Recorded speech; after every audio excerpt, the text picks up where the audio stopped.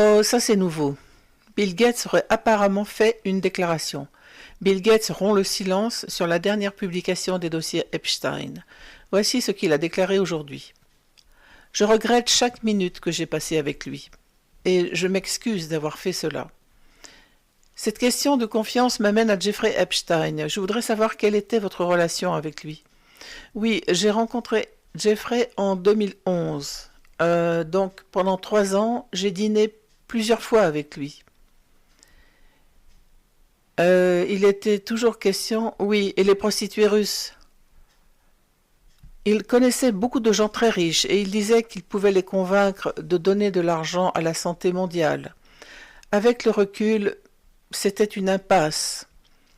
Et je l'ai dit à plusieurs reprises, mais je le répète, j'ai été stupide de passer du temps avec lui.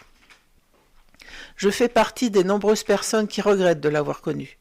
D'accord. Vous n'avez pas vu les allégations, y compris certaines qui ont été portées au cours des dernières 24 à 48 heures. Sont-elles vraies?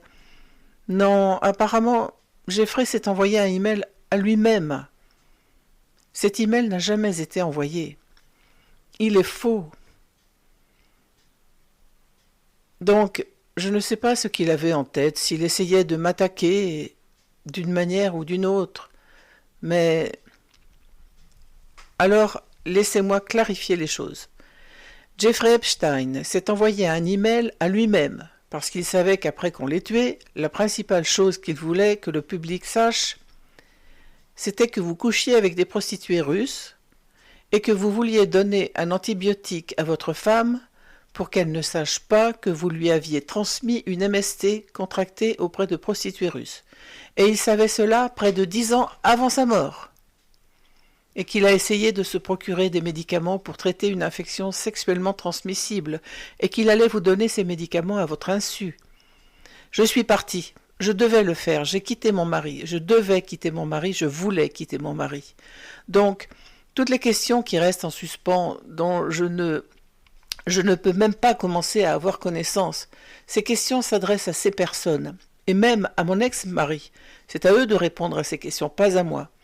Et il a fait ça pour vous piéger, spécifiquement pour vous embarrasser. Écoutez, mec, vraiment, dites-le, franchement. Mais, vous savez, ça me rappelle juste, oui, chaque minute que j'ai passée avec lui, je le regrette. Et je m'excuse d'avoir fait ça. Le problème, c'est que certaines des choses qu'il a envoyées, certaines des informations sur d'autres personnes qui apparaissent dans ces fichiers sont vraies. Pourquoi Le problème est que les autres informations étaient vraies. Pourquoi celles qui vous concernent ne le sont-elles pas? Quelle excellente question! Ferait ceci et dirait-il cela à votre sujet? Ouais, pourquoi ferait-il cela? C'est un fait que j'étais au dîner, je ne suis jamais allé sur l'île, je n'ai jamais rencontré de femme. Il n'est jamais allé sur l'île, il n'a jamais rencontré de femme.